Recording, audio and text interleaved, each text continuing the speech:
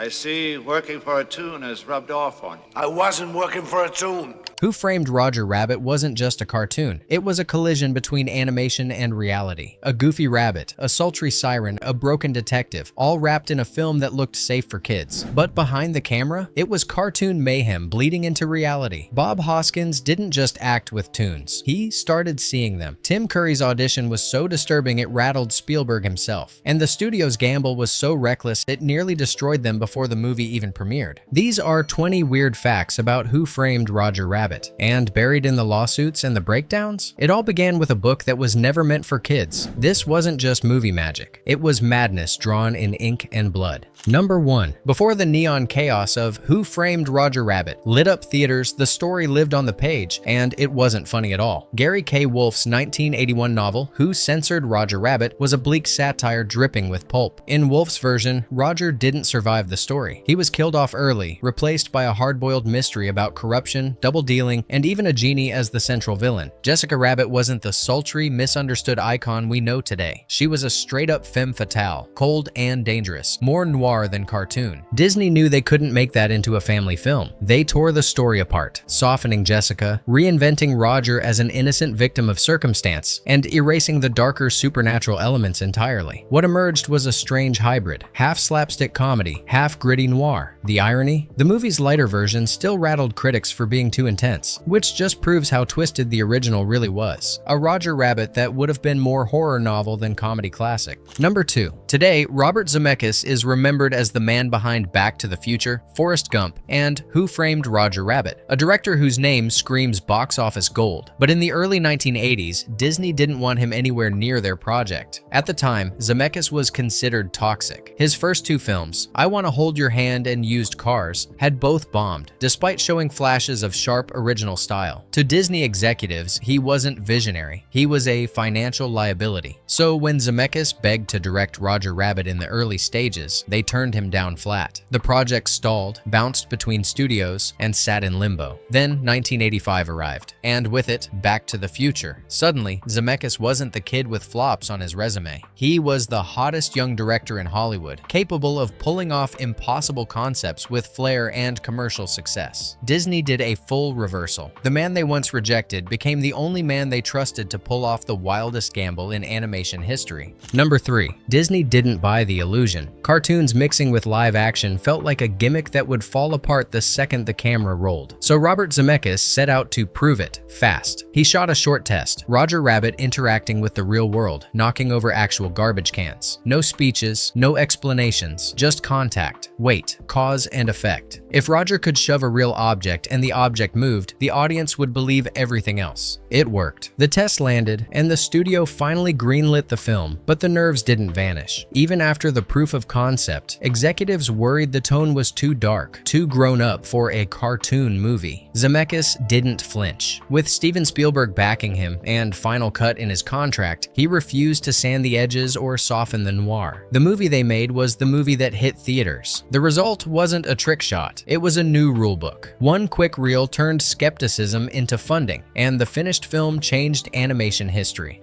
Gesundheit. Thank you.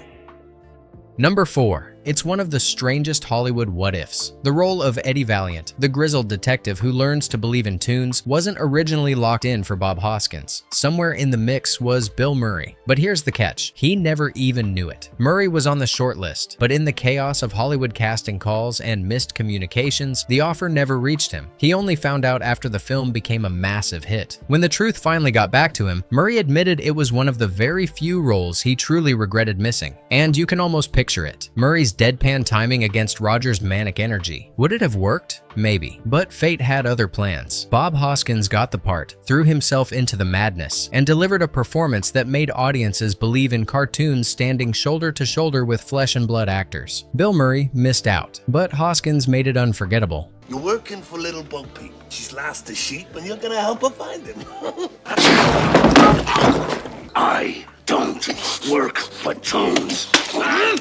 Number 5. Judge Doom was already a nightmare on paper, a sinister figure in black, hunting toons with a vat of dip. But when Tim Curry auditioned, he took it further than anyone expected. Known for his flamboyant menace in the Rocky Horror Picture Show and his chilling turn in it, Curry leaned into pure horror. His interpretation of Doom was so unnerving, so grotesque, that Steven Spielberg and the creative team were left shaken. The problem wasn't Curry's acting, it was that he was too good. His version tipped the movie into full-blown horror, a tone far darker than the balance of comedy and noir the filmmakers were aiming for. Spielberg feared audiences would be terrified rather than entertained, so the role went to Christopher Lloyd, whose silent, unblinking menace made Doom unforgettable, creepy, but still watchable. Curry walked away without the part, leaving fans to wonder, if his Doom was too scary for Spielberg, what kind of nightmare did the audition room see? Number 6. To bring Roger Rabbit to life, animators had to make actors believe in something that wasn't there. But Charles Fleischer, the man behind Roger's manic voice, didn't make it easy. Or maybe he made it too easy. He showed up to set every day wearing a full rabbit costume, ears, overalls, the whole thing. He wanted the other actors, especially Bob Hoskins, to have something physical to react to. And he committed so hard that people started forgetting he wasn't actually in the movie. The result? Hoskins found himself arguing with a man in bunny ears, pleading with him in dark alleys, losing his temper in bars. The footage never made it to screen, but Fleischer swore it helped ground the performances. The sight was absurd, but the payoff was magic, because by the end, nobody doubted Roger was real. Number 7. For audiences, Eddie Valiant was the perfect hard-boiled detective, grumpy, sharp, and just grounded enough to make a world of talking toons feel real. But for Bob Hoskins, playing him was no simple act. The job nearly broke him. Hoskins had spent his career surrounded by actors, sets, and tangible drama. Suddenly, he was asked to carry an entire movie opposite nothing. 8 long months of shooting demanded that he talk, argue, and react to characters who weren't there, only to be drawn in later by animators. That kind of performance required imagination at a level few actors had ever been pushed to. To keep the illusion alive, Hoskins threw himself into the madness. He studied his daughter's toys, practiced interacting with invisible objects, and rehearsed eye lines so he could see Roger Rabbit standing where no one else could. It worked brilliantly on screen, but off camera, it took a toll. Hoskins later confessed that his mind began to blur the lines. After so many months of faking conversations with cartoons, he started to see them in real life. He'd glance across a room and swear Roger was there. He admitted to hallucinating characters walking beside him. Doctors eventually diagnosed it as a mild case of psychosis brought on by exhaustion and overwork. For Hoskins' children, the irony was painful and sweet. Roger Rabbit was the first movie of his they were allowed to watch. For him, it was the role that made him proud and nearly unraveled him. When people praise the magic of Who Framed Roger Rabbit, they often credit the animators, the directors, the technical tricks. But the truth is, none of it would have worked without Hoskins losing himself so completely. The illusion felt real because he believed it, until it almost broke his mind. My problem is I got a 50-year-old lust and a 3-year-old dinky. Yeah, must be tough. Number 8. Not every gag in Roger Rabbit made it to theaters, and one cutscene was so grotesque, Disney buried it almost immediately. In the sequence, Eddie Valiant is captured by Judge Doom's weasels, but instead of just roughing him up, they slap a cartoon pig's head on him, literally transforming Hoskins into a human-toon hybrid. The effect was horrifying. Animators blended live-action makeup with grotesque pig features, creating a nightmarish image somewhere between slapstick and body horror. When test audiences saw it, the reaction was instant: shock, confusion, even disgust. The laughter Spielberg and Zemeckis were aiming for never came. Instead, viewers recoiled. Disney executives didn't hesitate. The scene was axed, the reels shelved, and Eddie's humiliation erased from the final cut. Only rough footage and storyboards survive, scattered in behind-the-scenes features. For a movie already pushing the line between family fun and dark noir, the pighead moment showed just how far the filmmakers were willing to go. And in Disney's eyes, it was one step too far. Number 9. Most films with animation cheat by keeping the camera still. That way, the drawings only have to match one frame. But Spielberg and Zemeckis refused to cut corners. Every shot in Roger Rabbit had to move: pan, tilt, dolly, track. The camera glided through Toontown like a living character. For the animators, it was a nightmare. Each frame meant redrawing Roger, Jessica, or baby Herman from constantly shifting angles, while making sure shadows, reflections, and props synced with the live-action world. It was painstaking, back-breaking work. At times, the crew thought it was impossible. The schedule stretched, the budget ballooned, tempers flared. But when the movie hit theaters, the gamble paid off. Audiences didn't just see a cartoon pasted onto film. They saw toons living in our world, and it looked so real. It nearly broke the people who made it. Anybody know you're here? Nobody, not a soul.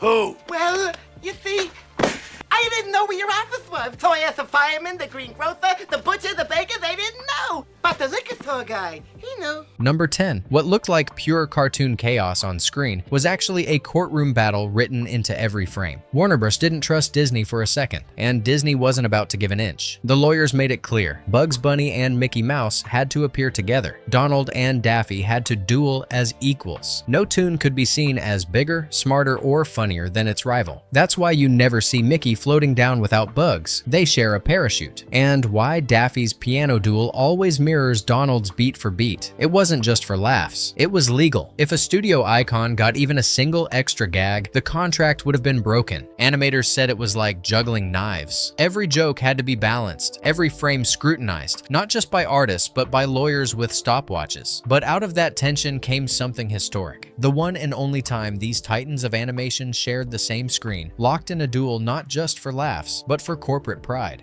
I'm a pawn in this, just like Roger. Can you help me find him? Just name your price, and I'll pay it.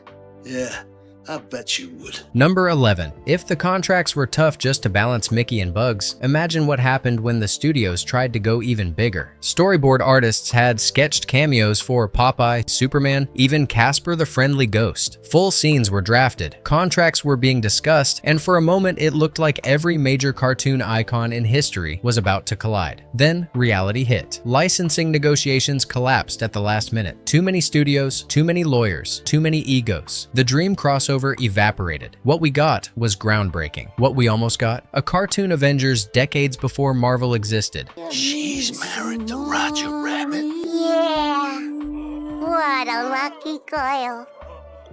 Number 12. The title, Who Framed Roger Rabbit, feels iconic now, but it almost wasn't. In early development, Disney brainstormed a list of names so strange they could have sunk the film before it even began. Drafts floated titles like Eddie Goes to Toontown, Murder in Toontown, Trial in Toontown, and Trouble in Toontown. One of the darkest contenders, Dead Toons Don't Pay Bills. Executives wrestled over tone. Should it sound like a noir, a comedy, a kid's adventure? The problem was, the movie was all three. None of the names felt right. Finally, someone proposed the simplest option. Who framed Roger Rabbit? Clean, catchy. A question that hooked audiences before the first scene even rolled. The decision saved the movie's identity, because while Eddie may have solved Roger's case, the real mystery is how close we came to a film called Dead Toons Don't Pay Bills. Number 13. Making cartoons touch the real world wasn't just about drawing, it was about tricking the eye with old school magic. Every time Roger grabbed a plate, knocked over a glass, or smashed a chair, it wasn't animation alone. It was puppeteers, crouched off camera, yanking wires, flinging props, or dropping objects into frame. Then the animators had to match Roger's movements perfectly to the chaos already filmed. A second too late, and the illusion shattered. A centimeter off, and the gag looked fake. It was exhausting, thankless work, combining practical effects with hand-drawn precision. But the result? Audiences didn't question it for a second. They laughed, they gasped, they believed a cartoon rabbit could trash a real bar. And that belief is what turned a gimmick into movie magic. Number 14. Christopher Lloyd already had the voice. He already had the presence. But to make Judge Doom terrifying, he added one more detail. He refused to blink. Not once. Throughout the entire film, his eyes stay wide, glassy, and fixed. It gave him a reptilian stare, cold, unnatural, and unnerving. Lloyd said he drew inspiration from silent-era villains and even spy vs. spy cartoons, where exaggeration was everything. Kids watching in 1988 may not have understood the technique, but they felt it. Doom wasn't just scary, he was wrong. And when the character's true nature is revealed in the finale, those unblinking eyes make the transformation even more horrifying. It's a tiny performance choice that turned a cartoonish villain into childhood nightmare fuel.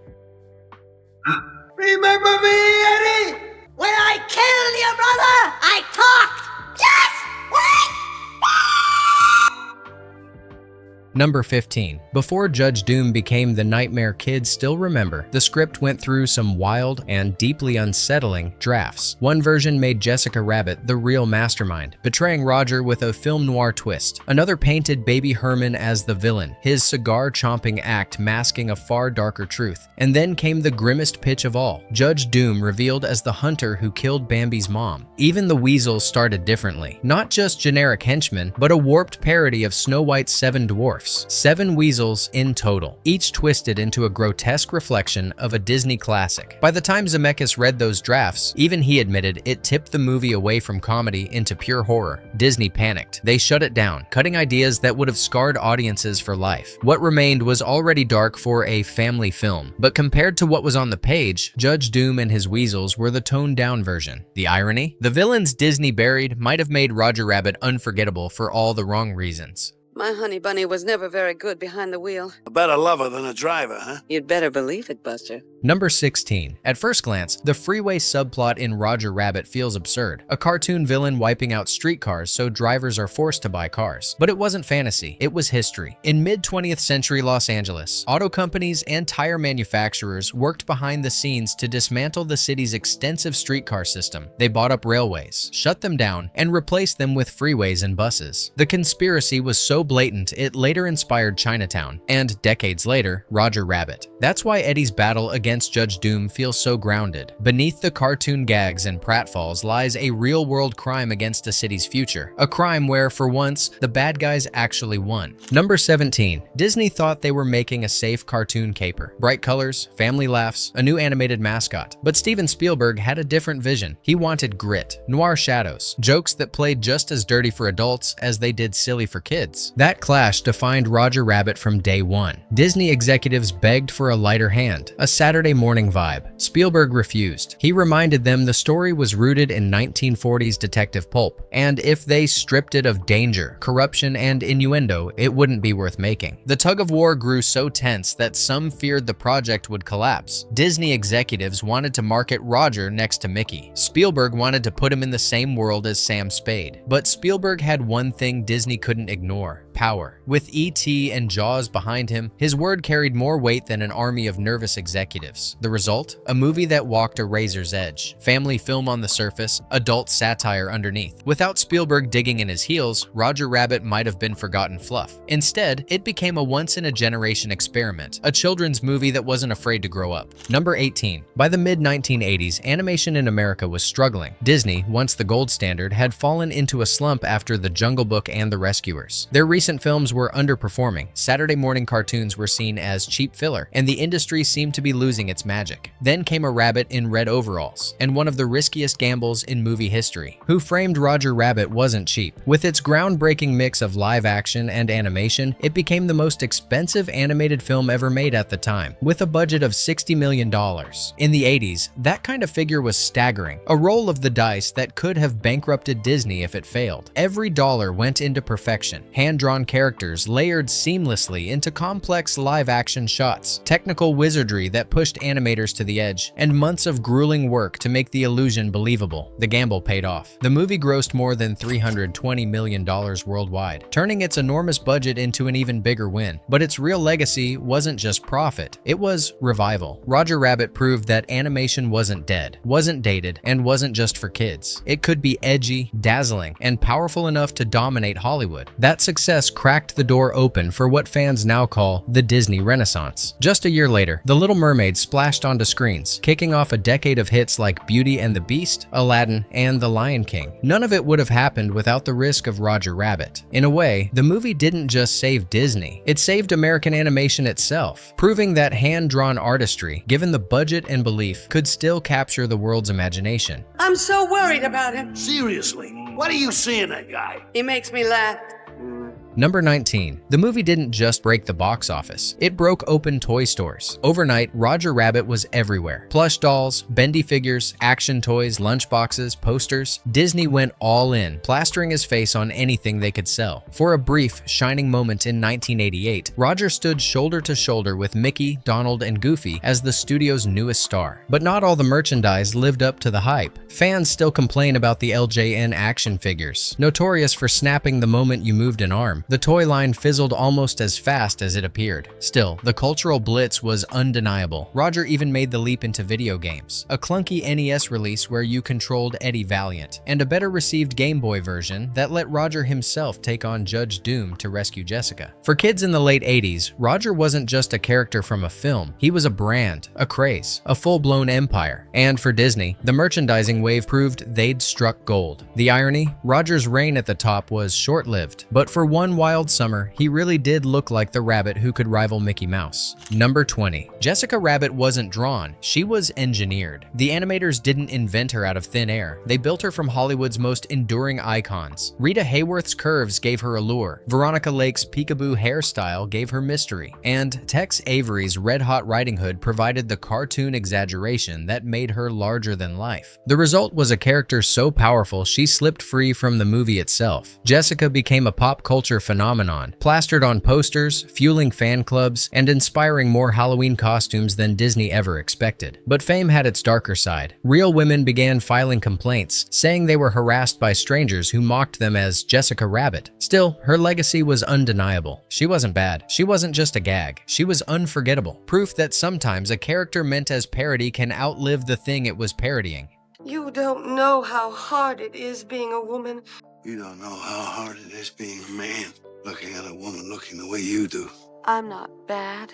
I'm just drawn that way. Bonus fact: after Roger Rabbit shattered the box office, Disney saw dollar signs. Plans for theme park rides, Saturday morning cartoons, and an entire marketing empire roared to life. For a brief moment, Roger was on track to join Mickey and Donald as Disney's next mascot. But there was a problem. Steven Spielberg controlled half the rights through Amblin, and when his relationship with Disney soured in the early 90s, the brakes slammed. The rides were shelved, the shorts slowed, and Roger slowly disappeared from Disney's future. The irony? The rabbit who saved animation, who proved cartoons could still make hundreds of millions, was quietly buried by the very studio he rescued. Fans still wonder what could have been if Roger had joined the official Disney family. Who Framed Roger Rabbit wasn't just a movie, it was a gamble that rewrote the rules. It mixed cartoons and live action with a precision no one thought possible. It pushed Disney into darker, stranger territory than they'd ever dared. And it reminded Hollywood that animation wasn't a relic of the past, it was the heartbeat of its future. Roger, Jessica, Eddie, and Doom left behind more than laughs. They left a legacy of risk and reward. If this one ever made you believe a rabbit and a detective could share the same screen, drop a comment. Tell us what legendary film we should bring to life next, because Roger Rabbit wasn't just framed, he was immortalized.